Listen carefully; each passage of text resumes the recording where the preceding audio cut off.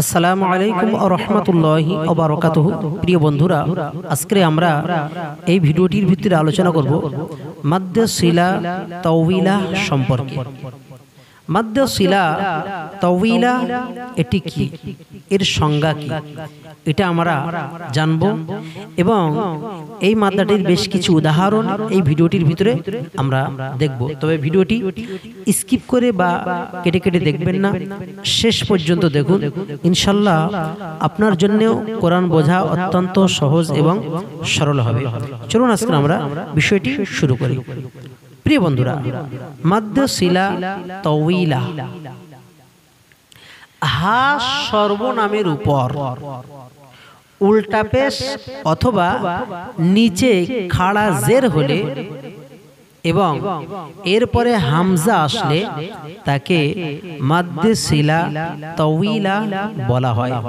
আবার বলছি, হা অক্ষরের উপরে উল্টা পেশ অথবা নিচে জের হলে আর তার পরের হরফটা বা পরের অক্ষরটা যদি হামজা হয় তাহলে তাকে মাদ্দে সিলা তাওয়িলা বলা হয়। প্রিয় বন্ধুরা, এই মাদ্দে সিলা তাওয়িলা কিছু হুকুম আছে। আমরা মাদ্দে সিলা তাওয়িলার কিছু হুকুম জানব।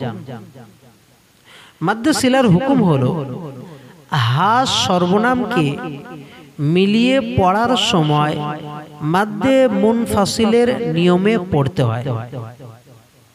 তার মানে হা অক্ষরটাকে যখন আমরা মিলিয়ে পড়ব তখন মাদ্দে মুনফাসিল অর্থাৎ 3 থেকে 4 আলিফ পরিমাণ টান দিয়ে পড়ব, মাদ্দে মুনফাসিলের নিয়মে পড়ব। তারপরে কি বলা আছে, ওয়াকফ করলে মাদ হয় না, তখন হায়ের উপর সাকিন দিয়ে পড়তে হয়। আর এর উপরে এই যে চিকন মতো এই চিহ্নটি ব্যবহার করা হয়। প্রিয় বন্ধুরা, তাহলে কি বুঝলেন? হা অক্ষরটাকে যখন আমরা মিলিয়ে পড়ব মাদ্দে মুনফাসিলের মতো 3 থেকে 4 আলিফ পরিমাণ টান দিয়ে পড়ব। আর যদি ওয়াকফ করা হয় তাহলে সেটা সাকিনের মতো করে পড়তে হয়। আমরা সেখানে সাকিনের মতো পড়ব। প্রিয় বন্ধুরা, কিছু উদাহরণ আমরা একটু দেখে নেই। ইলা তাআমিহি আন্না সাবাবনা ইলা তাআমিহি আন্না সাবাবনা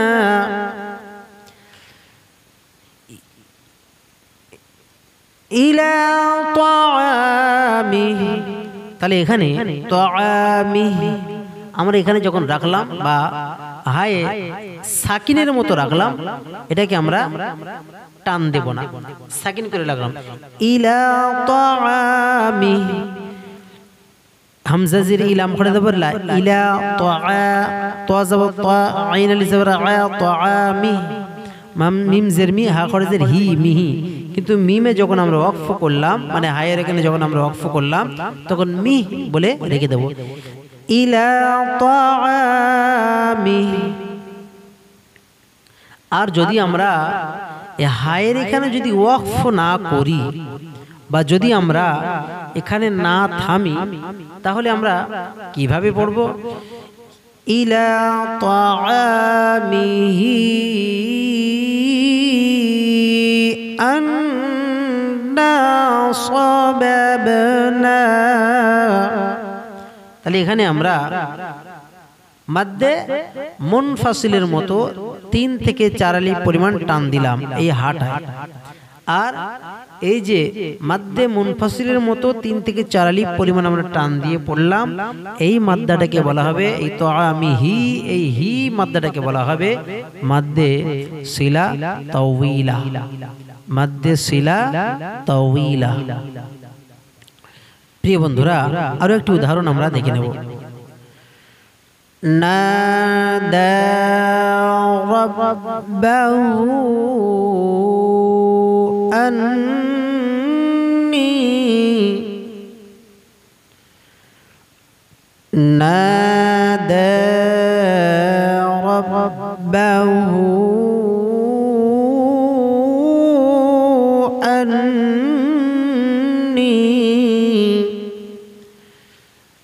নাদা রাব্বাহ, যদি আমরা এখানে রব্বাহ হু যদি আমরা এক টানা যদি না পড়ে যায়, যদি আমরা এখানে থামি বা ওয়াকফ করি রব্বাহ, তখন এই হাটাকে আমরা সাকিন করব এবং টান দেব না। নাদা রাব্বাহ আমরা এখানে রাখলাম।